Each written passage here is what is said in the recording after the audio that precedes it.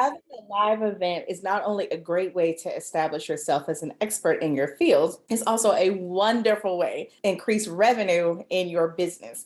Tune in as I share 3 tips that I learned last week as I supported the eWomen Network conference.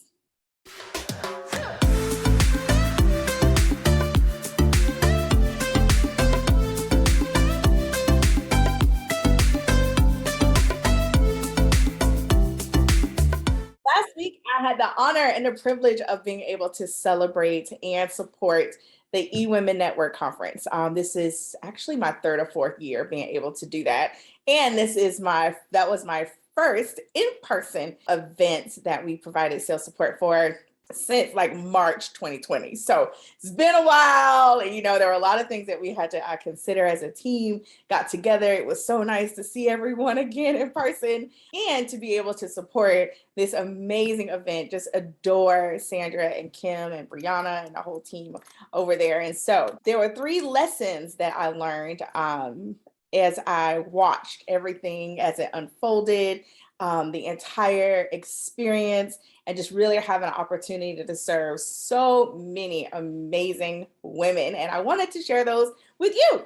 So again, having a live event, especially a multi-day live event, whether in person or virtual, excellent.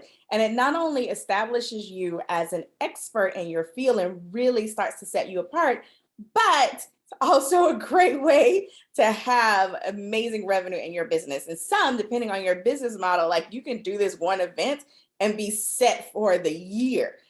I don't necessarily recommend it. However, it's possible.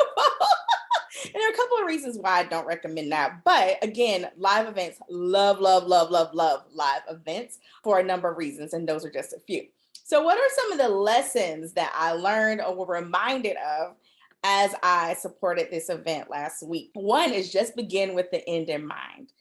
So a lot of times what I've seen and errors that I've seen business owners make when it comes to live events is there's a lot of focus on the actual event itself, but not what happens after the event or where you're leading people. And as I watched the production for the eWomen event, let me tell you, there was a lot of focus on the end. There was a lot of focus, obviously, in the actual experience, but there was also a lot of focus on the end. And even from our team perspective, from the sales team, we all flew in days early. So we were literally there in Dallas for an entire week. So we were there even days before the event started, preparing, looking at the actual space, making sure we understood all the offers, everything that was going on, but also being able to gel as a team, having that additional time to learn different personalities, to make sure everything was where we needed it so that we could be solely focused on serving clients and serving people and attendees as they arrived at the venue. And so just making sure we were there, we were ready, we were rested, we were fed, we were focused and being able to do that. So again, really having a focus on the end in mind and understanding like we knew everything that was happening, every segment, every offer, every drop, and where we were wanting to guide the attendees and potential clients who were going to be the buyers. We understood who was in the room, who had actually said they were coming, whether they had already purchased other programs in the past, like really understanding that, but also, again, beginning with the end in mind. So even before you set those dates and you really start to focus on the content, that after this event, this is where I would like them to move. And one of the cool things, and it's a really unusual a lot of times with this particular event, is that you don't necessarily always have as many moving pieces. So you don't have to have the same level of, it's a massive production. However, it does help to, again, you have to begin with the end in mind. And again, I was going to say, you don't have to have that level of massive production in order to have a successful event and one that works for you. However, before you go into having an event, because it's a lot of work, whether you do massive production or smaller production, trust me, it's a lot of work. So you want to know exactly where you're leading people. It helps you set intentions. It helps you set projections. It also just really helps you to prepare you and position you to actually hit the goals that you set. The second thing was focus on client experience.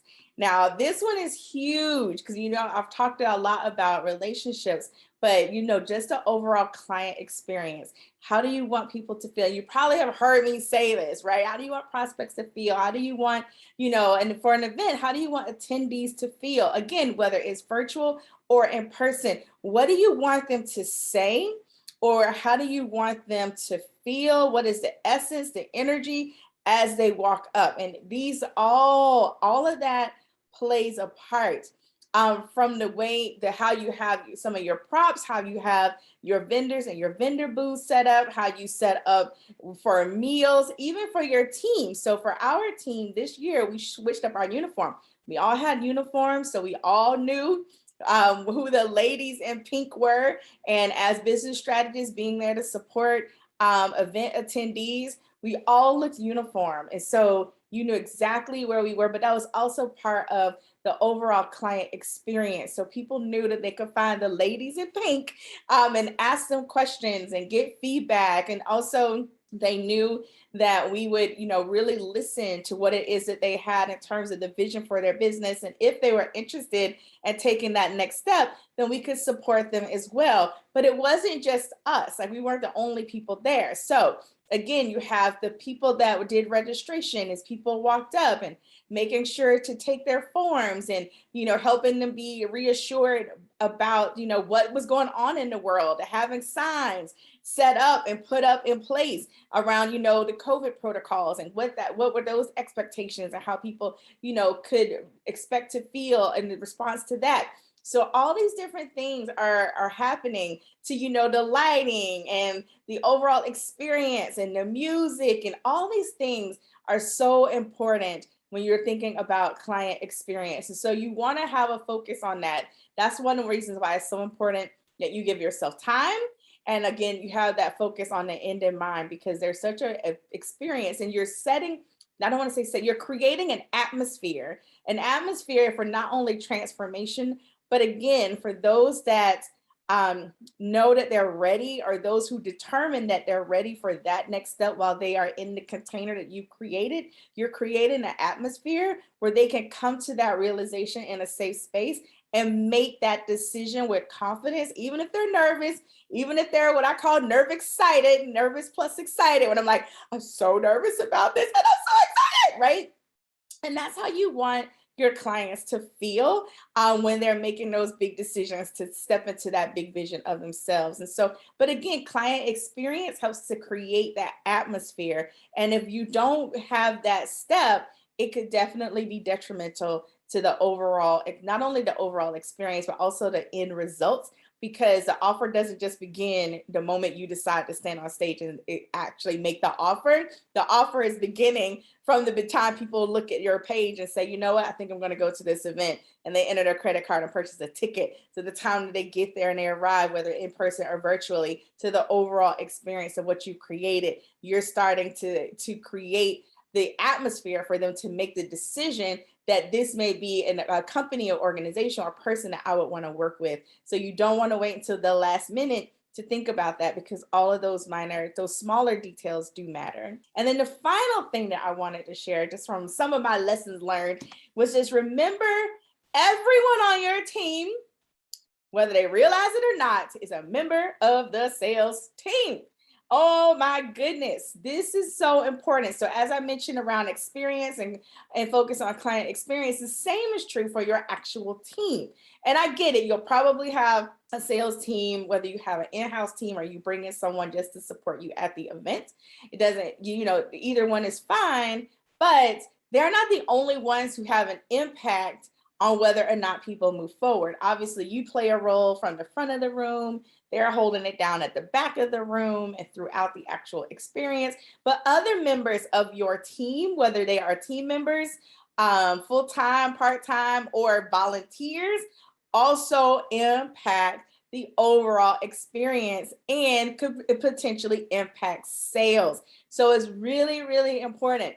For example, making sure that people understand before they say certain things or weigh in a certain, share a certain opinion, that they understand that your goals around your revenue goals. You don't necessarily have to tell everybody all your business around, we want to make $15 gajillion, right, at this event. However, people need to understand that this is an event where we are extending a paid offer. People need to feel a certain way. If you are unsure about any questions, please be kind enough to direct them, even walk them over, right, to the team that can answer said questions and make sure that we aren't talking people out of moving forward because we're coming from a place where we're not focused on that next decision because we don't fully understand the goals or the vision for the event.